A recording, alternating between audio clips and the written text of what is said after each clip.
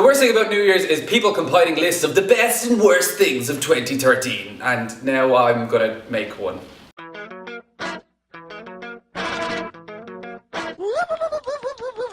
Well, what's the crack, and happy Christmas. I haven't been talking to you in a really fucking long time. Hi.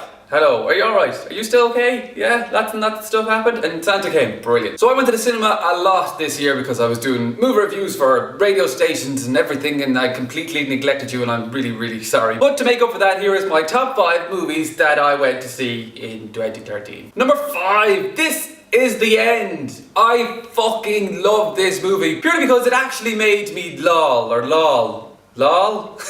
Movies are funny and they'll smile, but you won't laugh out loud unless it's fucking hilarious, and This Is The End really was. It was directed by Seth Rogen and Evan Goldberg, who have done loads together, and it had James Franco and Jonah Hill and Seth Rogen in it and loads of other people. It just gave off this complete aura of we're having the best crack ever and we're getting paid to do it, and I didn't feel bad for that because they were making me laugh so fucking much. It's roughly based around the end of the world and everybody's stuck in James Franco's house, and it's just things that happen at the end of the world that you probably wouldn't think would happen, like giant monsters, and Michael Cena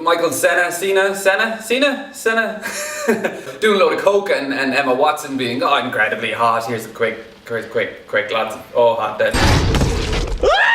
Number 4, The Conjuring, because like This Is The End, The Conjuring made me physically fucking exert lots of fuck moments, and it stuck with me for a long time. There's horror movies that are scary or gory, kind of like Evil Dead, with lots of stuff, and oh wow, that's really grotesque. But then there's Psycho and The Conjuring. I guess I'm using them in the same sentence, and a lot of people aren't going to agree because horror movies are really touch and go with people. I was thinking about this after the movie, and I was in bed weeks later, and I'd be kind of thinking about it and get a little creeped out. It's roughly around the haunting of a house, but it's how they actually conduct how they are going to scare the audience. There's no stupid jump scares like Paranormal Activity. It didn't make me laugh at something scary. It made me scared of the scary thing.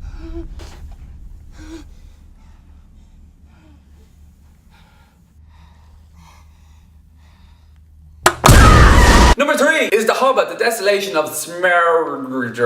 Can we get subtitles? Smaug. Lots of people make fun of the name. I'd hate to be the dragon because his name is Smaug.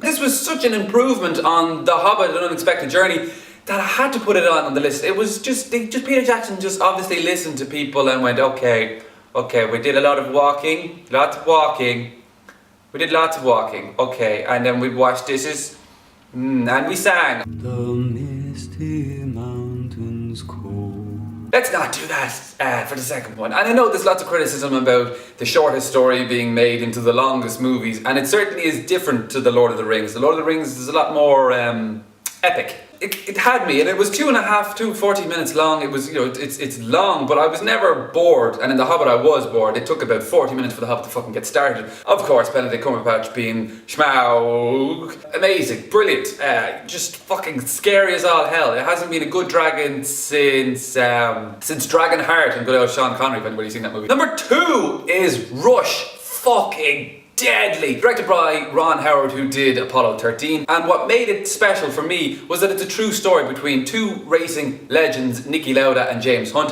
who were in the 1970-something, excuse me, I don't get my dates right, championship, and it's about the rivalry between the two of them leading up to this momentous fucking race at the end. Oh my god. And Hollywood normally, when they say this is based on a true story, they Hollywood up everything, and you can tell, and it's really stupid. But they didn't. They really stuck to what actually happened. And David Brühl playing Niki Lauda was amazing. Look how similar they look. And he had the mannerisms down, he had the voice down, he had everything about him down. And Thor, good old fucking Thor, was James Hunt. I never went, oh, that's that Thor fella trying to be a good actor. And he really got into it. I completely believed that it was happening in front of me and that it actually happened. I was like, this is just a better, more visual and entertaining version of what actually happened without it being stupidly entertaining or overly done. And number one had to be Gravity. I mean, I know it's at the top of everybody's list this year and it's going to probably clean up at the Oscars, but for me, it's quite simple in why this is number one. Movies these days, they seem to be blockbustery, let's cram as many good actors as we can into a movie, all those Marvel, the Avengers, all those things. so serious, and it's one of the reasons why I liked Only God Forgives, even because it was so strange, it was so different. And Gravity brought back something special, I think, to movies that we haven't seen in a long time. I watched it in IMAX and I was completely pinned to my seat, hadn't a fucking clue that I was in a cinema. I was in space, man. When they cut the sound and you just hear and they're fucking spinning around, you're getting sick to your stomach. I had headaches afterwards. You are in that movie. It was beautifully shot. Everything about it was just about perfect. There was a sense of like, wow, like wonderment. Just a lovely warm feeling of this is what movies are for. You go to the cinema to escape, to get out of your stupid life, to get out of this stupid rain in Ireland.